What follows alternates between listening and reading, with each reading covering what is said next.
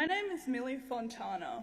I'm 23 years old, and I am a donor-conceived child of lesbian parents.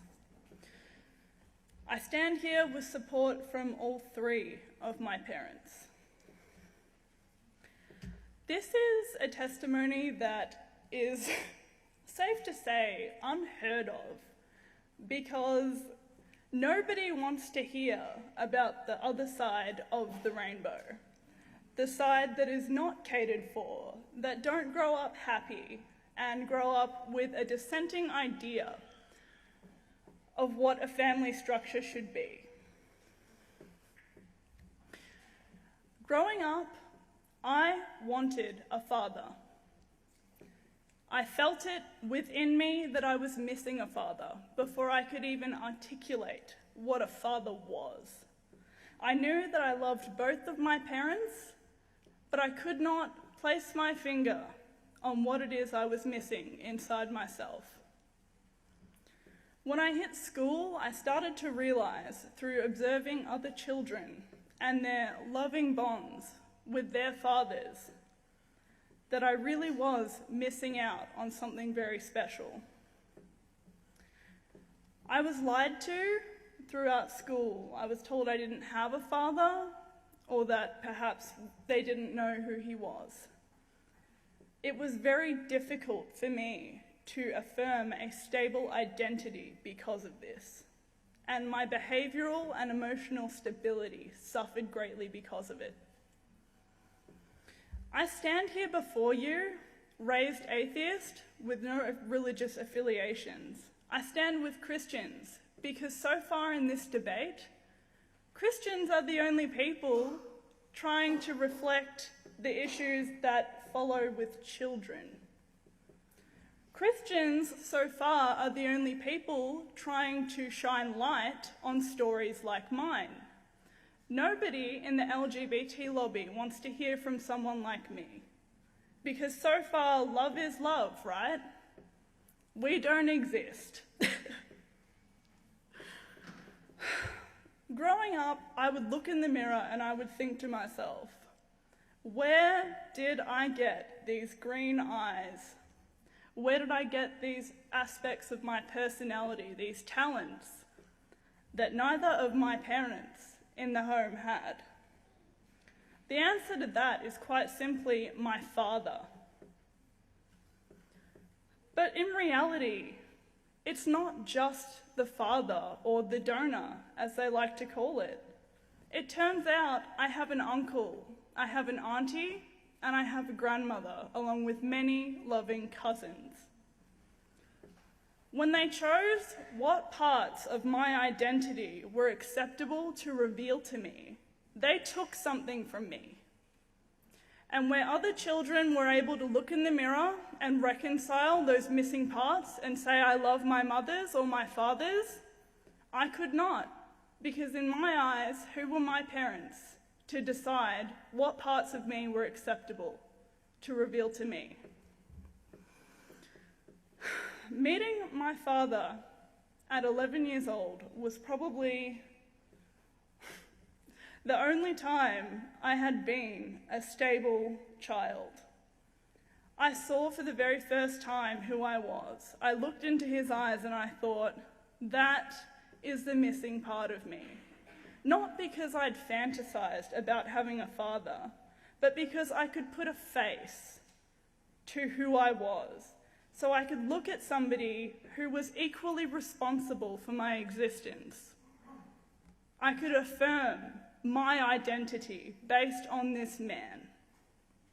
And if I had not met my father, I would not be standing here with you today, because my emotional reaction to not having him in my life, even at such a young age, was devastating, and it caused me to regress in my development. I want to talk about real equality.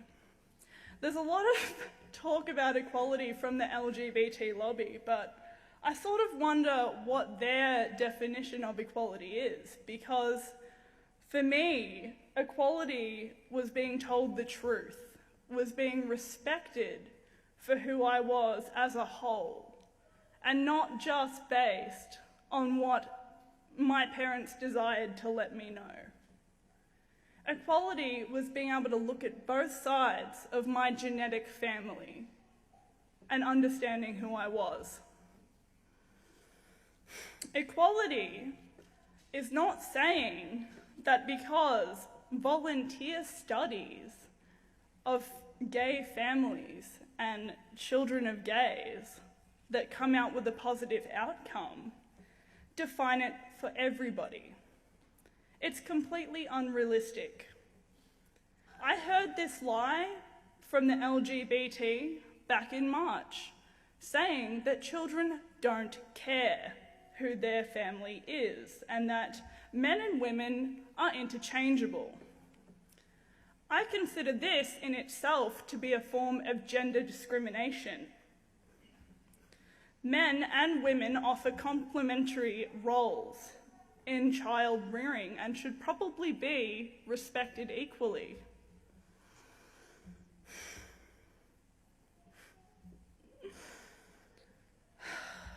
It's funny the way that the gay lobby talks about homophobia. I've had stories of gay friends of mine coming to me and explaining that other gay people have called them homophobic because they would ideally prefer to raise children with a mother or a father. How utterly ridiculous. Was I homophobic when I was looking in the mirror, wondering where my father was? Was I homophobic when I looked at both of my loving parents and pleaded with them to tell me who I was? Absolutely not. But I do love all three of my parents equally.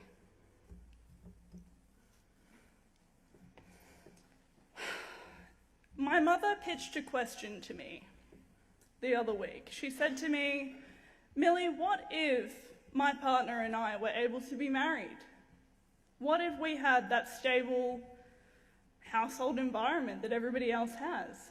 And I answered the question very simply. It was basically answered with another question, which would have been, how would psychologists have treated me for my underlying issues of fatherlessness if to acknowledge fatherlessness was a form of discrimination? How would any physician under threat of legal action have treated me under that circumstance? It was met with silence. Nobody thinks about this before we rush ahead to marriage. This is an extremist minority that are pushing, from my opinion, what seems to be extinction of gender in itself. I don't see gender equality. I see a pitch to get rid of gender altogether.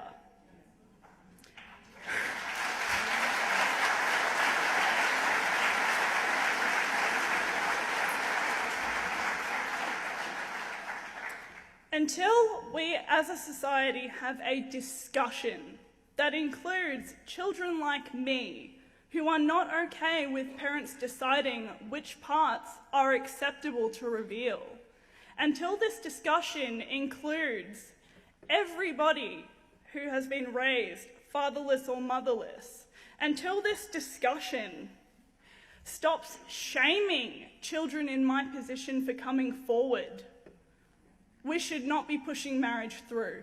I am not going to stand here and be silenced by people telling me what was acceptable for me to feel.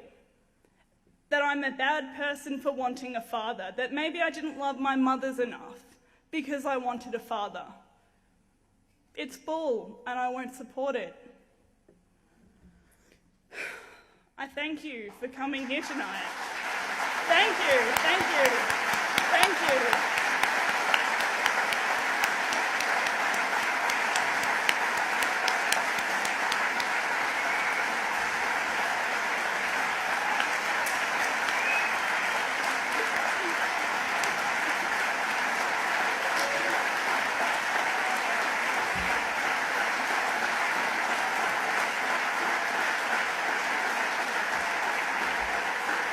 I finish?